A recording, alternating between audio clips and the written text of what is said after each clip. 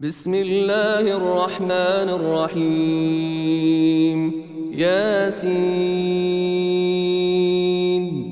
والقرآن الحكيم إنك لمن المرسلين على صراط مستقيم تنزيل العزيز الرحيم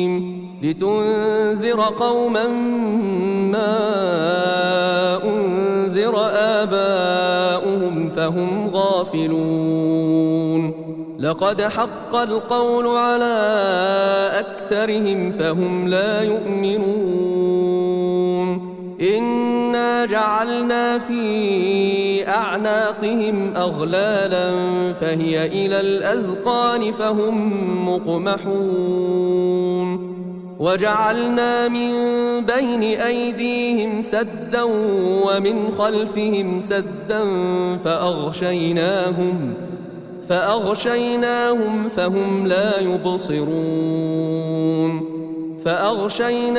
فهم لا يبصرون وسواء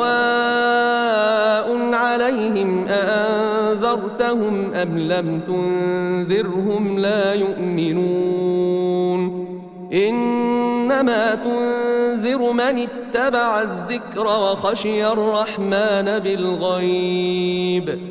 فبشره بمغفرة وأجر كريم إنا نحن نحيي الموتى ونكتب ما قدموا وآثارهم وكل شيء أحصيناه في إمام مبين واضرب لهم مثلا أصحاب القرية إذ جاءها المرسلون إذ أرسلنا إليهم 2 فكذبوهما فعززنا بثالث فقالوا إنا إليكم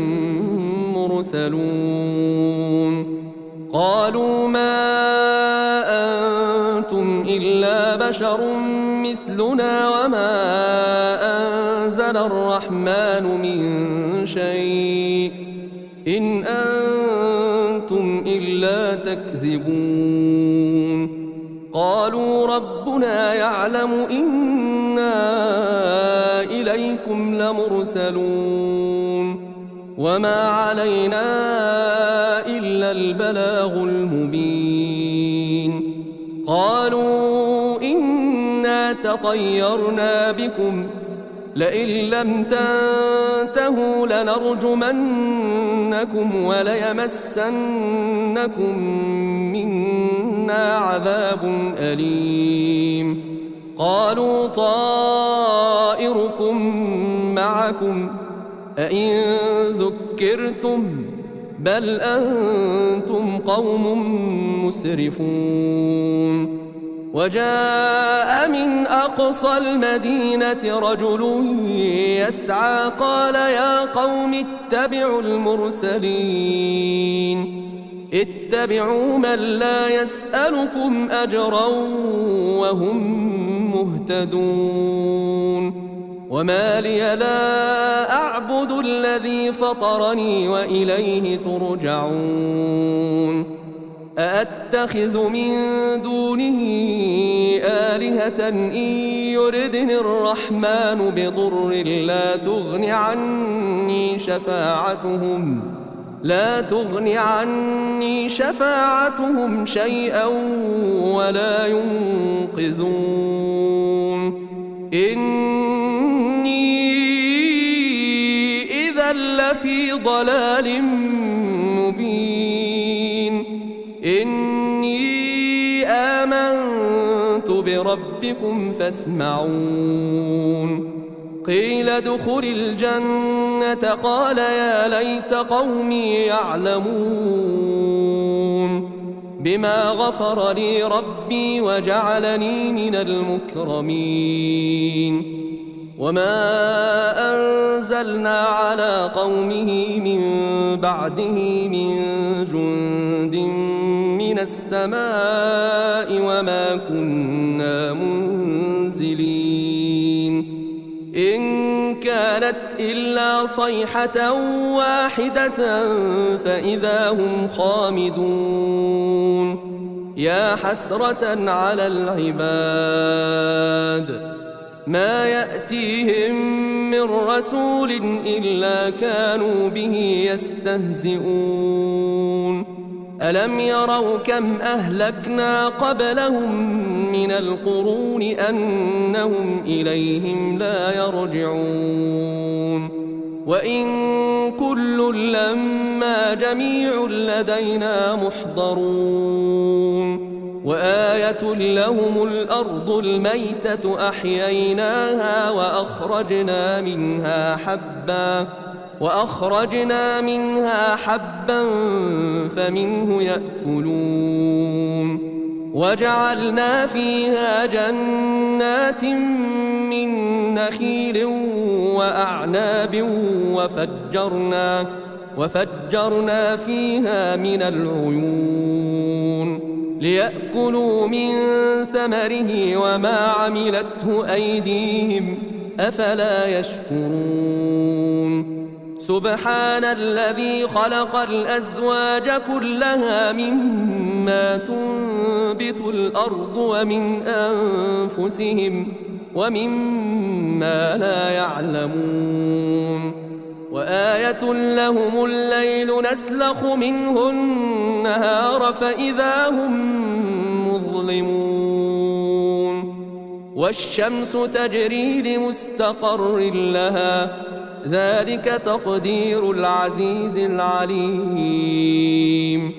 والقمر قدرناه منازل حتى عاد كالعرجون القديم لا الشمس ينبغي لها أن تدرك القمر ولا الليل سابق النهار وكل في فلك يسبحون وآية لهم أنا حملنا ذريتهم في الفلك المشحون وخلقنا لهم من مثله ما يركبون وإن نشأ نغرقهم فلا صريخ لهم ولا هم ينقذون إلا رحمة منا ومتاعا إلى حين وإذا قيل لهم اتقوا ما بين أيديكم وما خلفكم لعلكم ترحمون وما تأتيهم من آية من آيات ربهم إلا كانوا عنها معرضين وما تأتيهم من آية من آيات ربهم إلا كانوا عنها معرضين وإذا قيل لهم أنفقوا مما رزقكم الله قال الذين كفروا للذين آمنوا أنطعم من لو يشاء الله أطعمه إن أنتم إلا في ضلال مبين ويقولون متى هذا الوعد إن كنتم صادقين ما ينظرون إلا صيحة واحدة تأخذهم وهم يخصمون فلا يستطيعون توصية ولا إلى أهلهم يرجعون ونفخ في الصور فإذا هم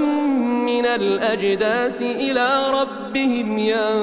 ينسلون قالوا يا ويلنا من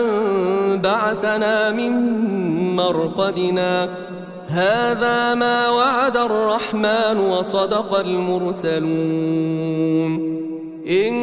كانت إلا صيحة واحدة فإذا هم جميع لدينا محضرون فاليوم لا تظلم نفس شيئا ولا تجزون إلا ما كنتم تعملون إن أصحاب الجنة اليوم في شغل فاكهون هم وأزواجهم في ظلال على الأرائك متكئون لهم فيها فاكهة ولهم ما يدعون سلام قولا من رب رحيم وامتازوا اليوم أيها المجرمون ألم أعهد إليكم يا بني آدم ألا تعبدوا الشيطان إنه لكم عدو مبين وأن اعبدوني هذا صراط مستقيم ولقد أضل منكم جبلا كثيرا أفلم تكونوا تعقلون هذه جهنم التي كنتم توعدون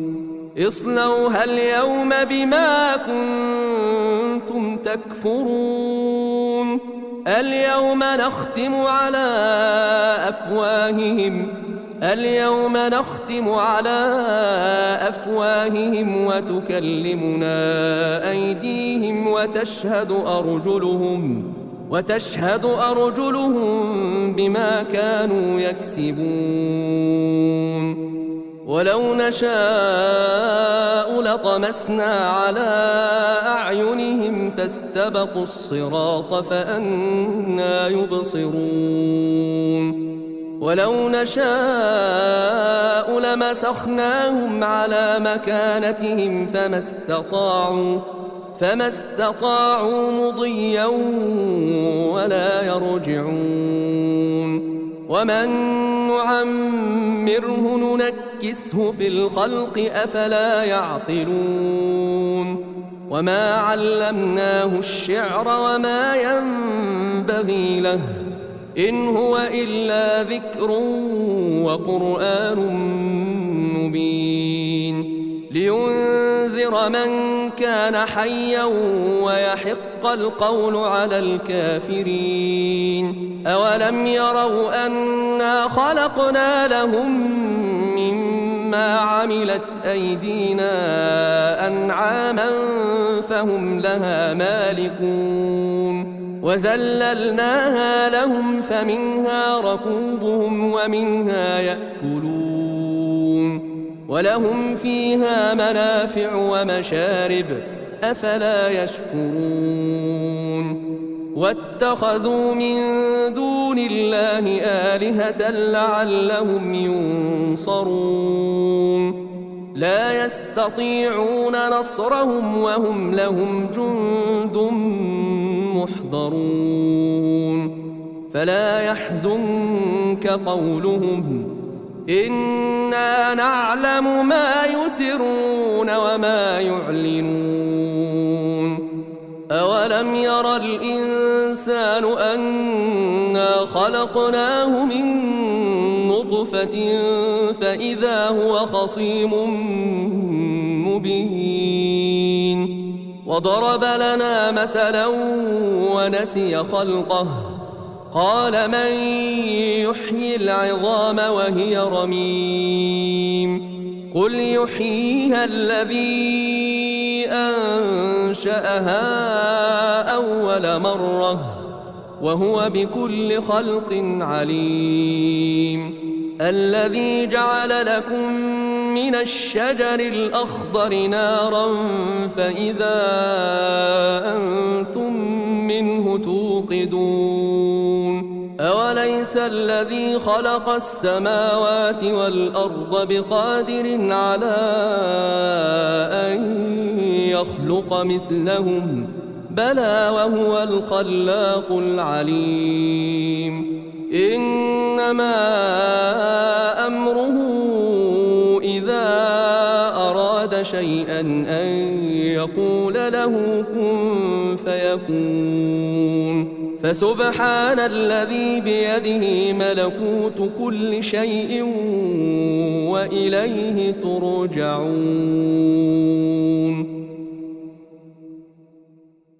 بسم الله الرحمن الرحيم. الرحمن علم القرآن خلق الإنسان علمه البيان الشمس والقمر بحسبان والنجم والشجر يسجدان والسماء رفعها ووضع الميزان ألا تطغوا في الميزان وأقيموا الوزن بالقسط ولا تخسروا الميزان والأرض وضعها للأنام فيها فاكهة والنخل ذات الأكمام والحب ذو العصف والريحان فبأي آلاء ربكما تكذبان خلق الإنسان من صلصال كالفخار وخلق الجان من مارج من نار فبأي آلاء ربكما تكذبان رب المشرقين ورب المغربين فبأي آلاء ربكما تكذبان مرج البحرين يلتقيان بينهما برزخ لا يبغيان فبأي آلاء ربكما تكذبان يخرج منهما اللؤلؤ والمرجان فبأي آلاء ربكما تكذبان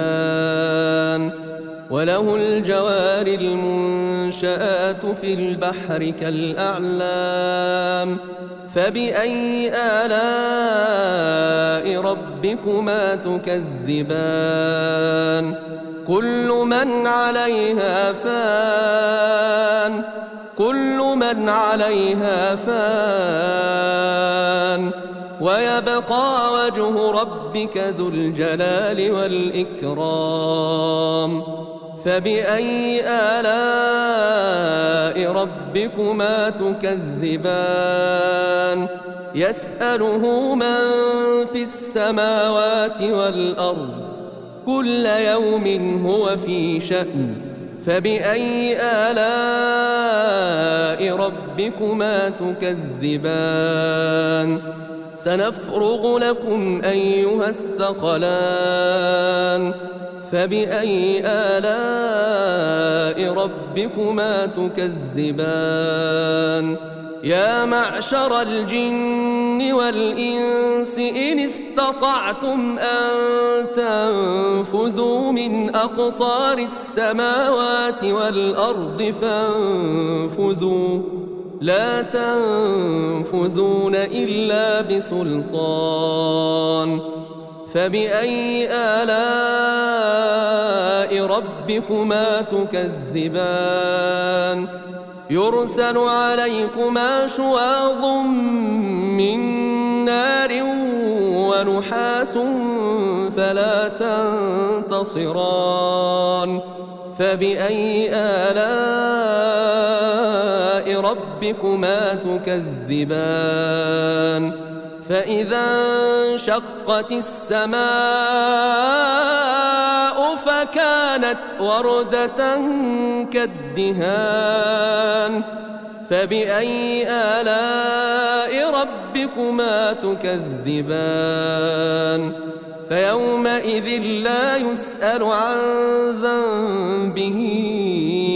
إنس ولا جان فبأي آلاء ربكما تكذبان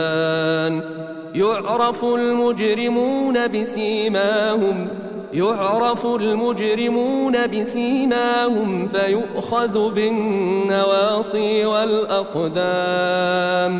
فبأي آلاء ربكما تكذبان هذه جهنم التي يكذب بها المجرمون يطوفون بينها وبين حميم آن فبأي آلاء ربكما تكذبان ولمن خاف مقام ربه جنتان فبأي آلاء ربكما تكذبان ذواتا أفنان فبأي آلاء ربكما تكذبان فيهما عينان تجريان فبأي آلاء ربكما تكذبان فيهما من كل فاكهة زوجان فبأي آلاء ربكما تكذبان متكئين على فرش بطائنها من استبرق وجنى الجنتين دان فبأي آلاء ربكما تكذبان فيهن قاصرات الطرف لم يطمثهن إنس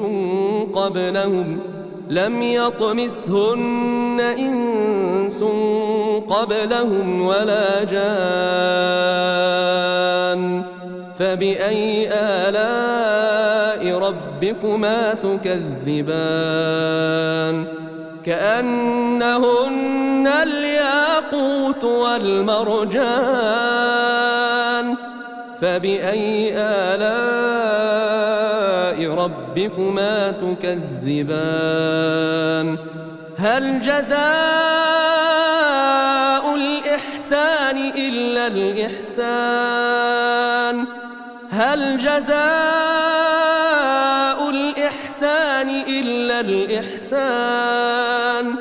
فبأي آلاء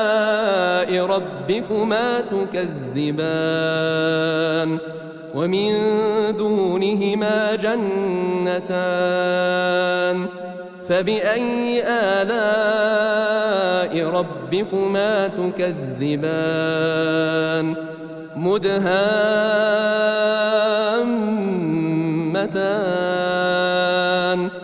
فبأي آلاء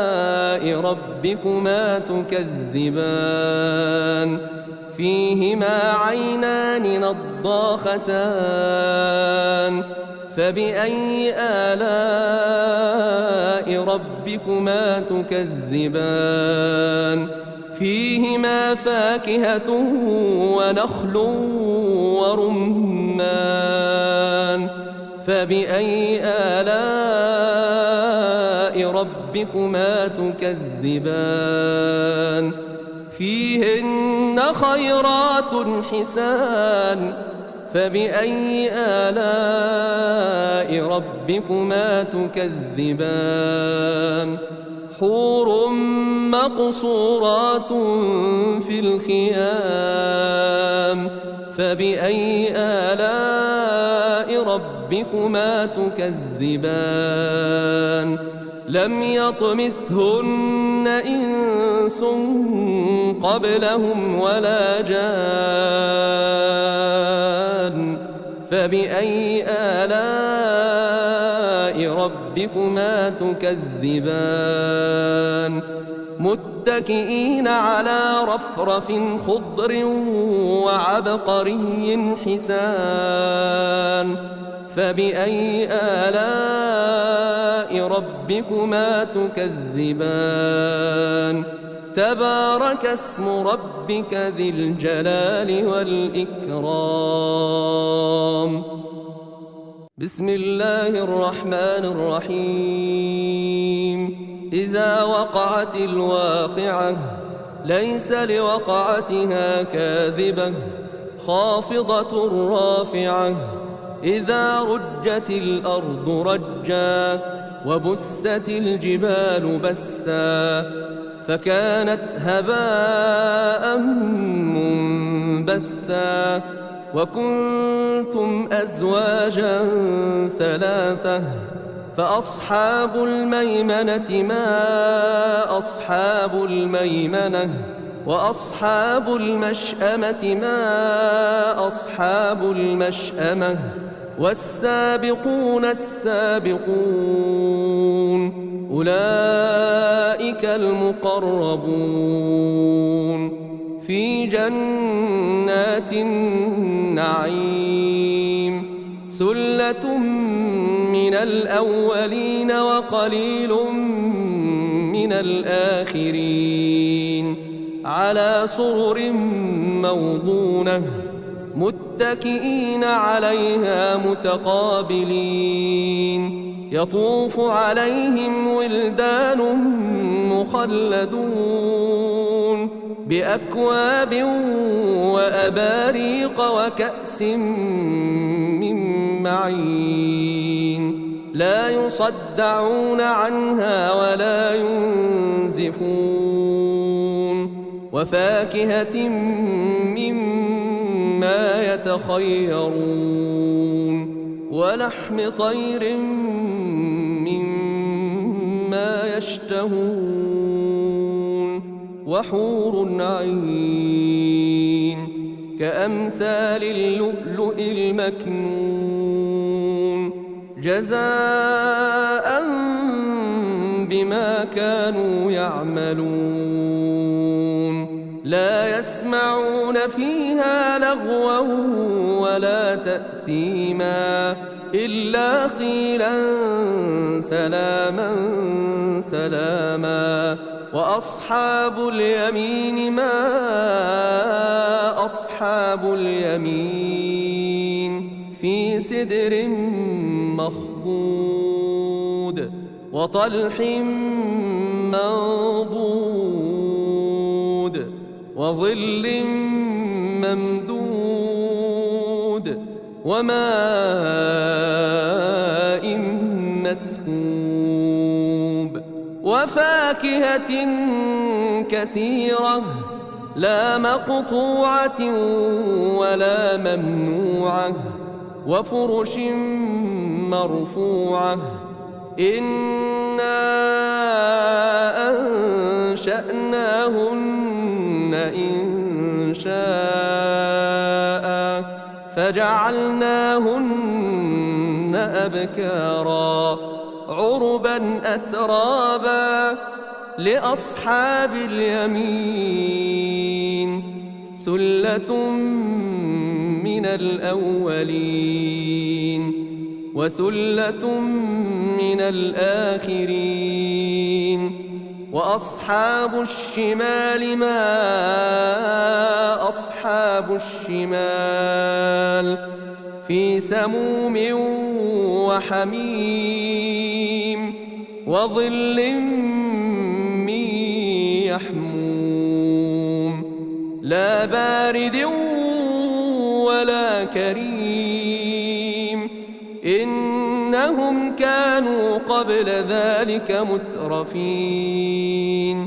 وكانوا يصرون على الحنث العظيم وكانوا يقولون أئذا متنا وكنا ترابا وعظاما أئنا لمبعوثون أو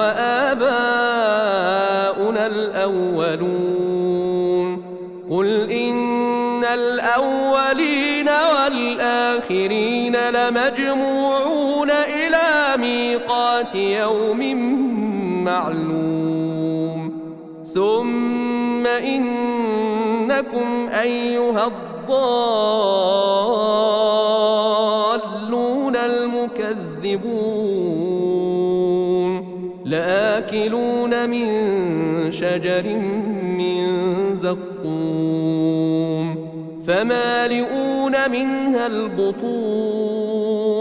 فشاربون عليه من الحميم فشاربون شرب الهيم هذا نزلهم يوم الدين نحن خلقناكم فلولا تصدقون أفرأيتم ما تمنون أأنتم تخلقونه أم نحن الخالقون نحن قدرنا بينكم الموت وما نحن بمسبوقين على أن نبدل أمثالكم وننشئكم فيما لا تعلمون ولقد علمتم النشأة الأولى فلولا تذكرون أفرأيتم ما تحرثون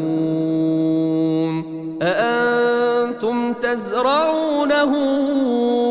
أم نحن الزارعون لو نشاء لجعلناه حطاما فظلتم تفكهون إنا لمغرمون بل نحن محرومون أفرأيتم الماء الذي تشربون أأنتم أنزلتموه من المزن أم نحن المنزلون لو نشاء جعلناه أجاجا فلولا تشكرون أفرأيتم النار التي تورون أأنتم أنشأتم شجرتها أم نحن المنشئون نحن جعلناها تذكرة ومتاعا للمقوين فسبح باسم ربك العظيم فلا أقسم بمواقع النجوم فلا أقسم بمواقع النجوم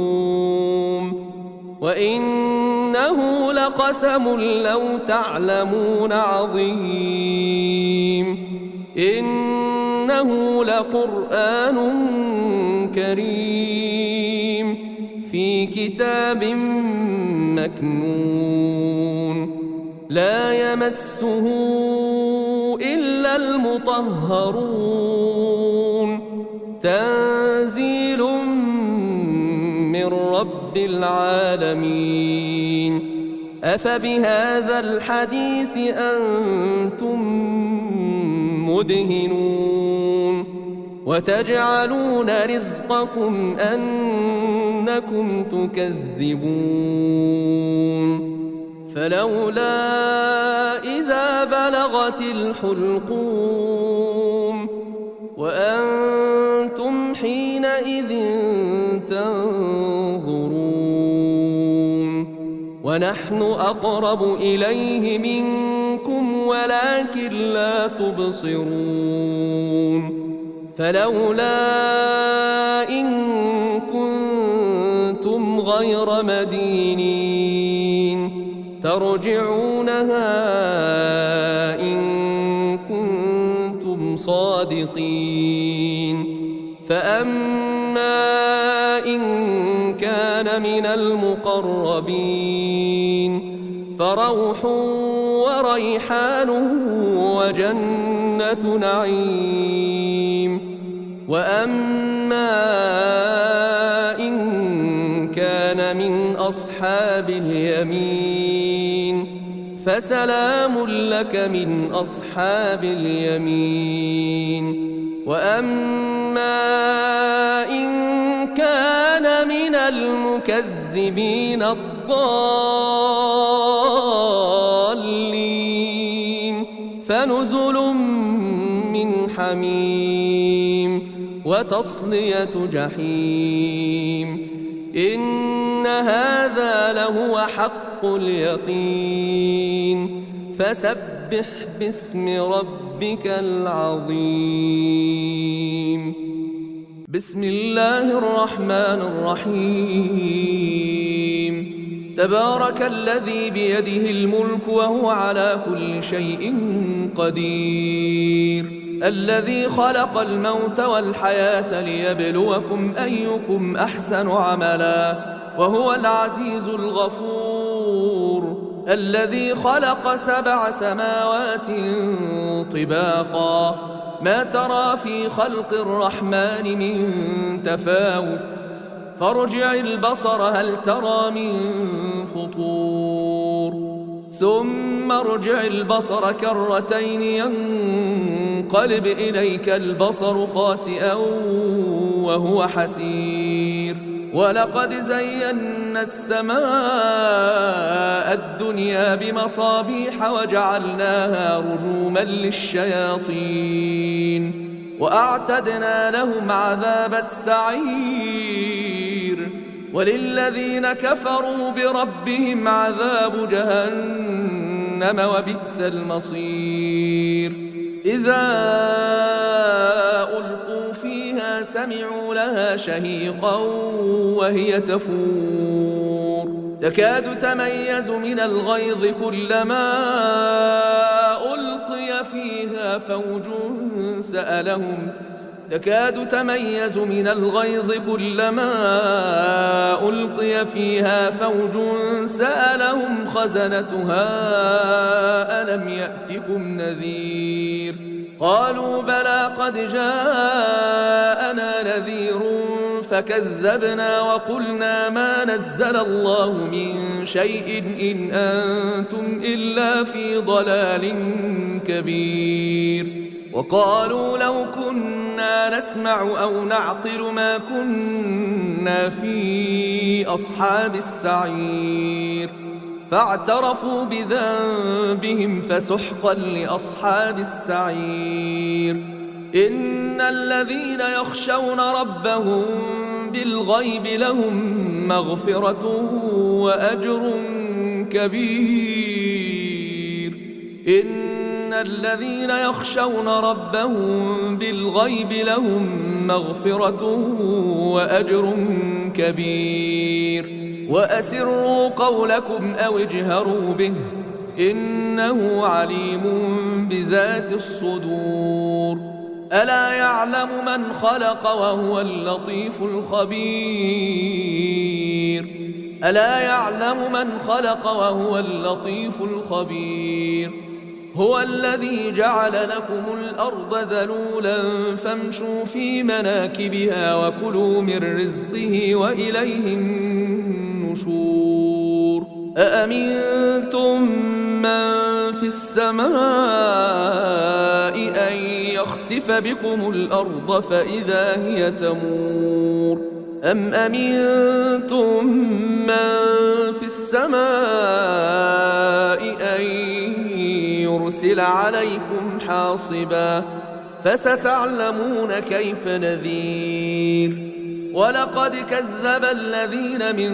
قبلهم فكيف كان نكير. أولم يروا إلى الطير فوقهم صافات ويقبضن ما يمسكهن إلا الرحمن إنه بكل شيء بصير. أمن هذا الذي هو جند لكم ينصركم من دون الرحمن أمن هذا الذي هو جند لكم ينصركم من دون الرحمن إن الكافرون إلا في غرور. أمن هذا الذي يرزقكم إن أمسك رزقه بل لجوا في عتو ونفور أفمن يمشي مكبا على وجهه أهدى أمن يمشي سويا على صراط مستقيم قل هو الذي أنشأكم وجعل لكم السمع والأبصار والأفئدة قليلا ما تشكرون قل هو الذي ذرأكم في الأرض وإليه تحشرون ويقولون متى هذا الوعد إن كنتم صادقين قل إنما العلم عند الله وإنما أنا نذير مبين فلما رأوه زلفة سيئت وجوه الذين كفروا وقيل هذا الذي كنتم به تدعون قل أرأيتم إن أهلكني الله ومن معي أو رحمنا فمن يجير الكافرين من عذاب أليم قل هو الرحمن آمنا به وعليه توكلنا فستعلمون من هو في ضلال مبين قل أرأيتم إن أصبح ماؤكم غورا فمن يأتيكم بماء معين